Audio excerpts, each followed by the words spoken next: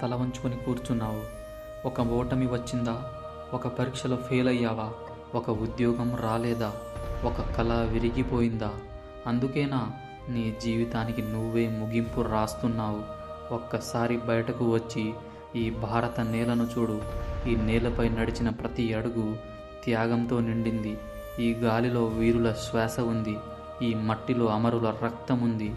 వాళ్ళు నీకంటే తక్కువ కష్టాలు పడ్డారా? ఉరికంబాన్ని చూసి భయపడలేదా? జైళ్లలో బాధను అనుభవించలేదా? అవమానాలు ఎదుర్కోలేదా? ఎదుర్కొన్నారు.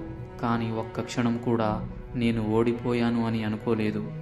ఎందుకంటే వాళ్లకు తెలుసు, ఓటమి అనేది గమ్యానికి అడ్డుగా నిలిచిన గోడ కాదు, గమ్యానికి దారి చూపించే బోర్డు. అయితే నువ్వెందుకు భయపడుతున్నావు? నీ రక్తంలో కూడా అదే భారతం ఉంది. నీ గుండెలో కూడా అదే ధైర్యం ఉంది. కేవలం నువ్వు గుర్తించలేకపోతున్నావు. ఒక్కసారి ఆలోచించు. మీ అమ్మ నిన్ను మోసిన 9 నెలలు సాధారణమైనవా? మీ నాన్న తన కలలను పక్కన పెట్టి నీకోసం కష్టపడింది చిన్న విషయమా?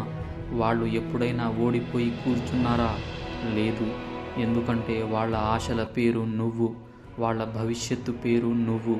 ఇప్పుడు నువ్వు చేతులెత్తేస్తే నీ ఓటమి నీ ఒక్కరిది కాదు, నిన్ను నమ్ముకున్న ప్రతి హృదయానిది. కాబట్టి నీ కన్నీళ్లను దాచుకో, నీ గాయాలను దాచుకో, వాటిని చూసి గర్వపడు.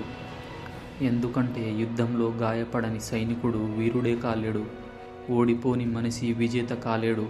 పడిపోని వ్యక్తి ఎలా లేవాలో నేర్చుకోలేడు. ఈరోజు ప్రపంచం నిన్ను చూసి నవ్వుతుంది. రేపు అదే ప్రపంచం నీ కథను చదివి నిలబడి చప్పట్లు కొడుతుంది. ఈరోజు నిన్ను చిన్న చూపు చూసిన వాళ్ళు రేపు నీ విజయానికి ఉదాహరణగా చెబుతారు.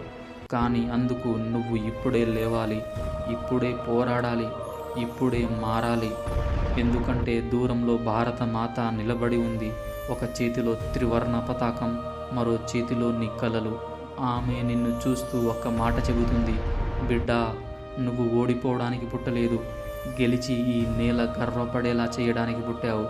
ఆ మాట వినిపించిందా? అయితే లేచి నిలబడు. నీ శ్వాస ఆగే వరకు పోరాడు. నీ రక్తం వేడిగా ఉన్నంత వరకు పరుగెత్తు.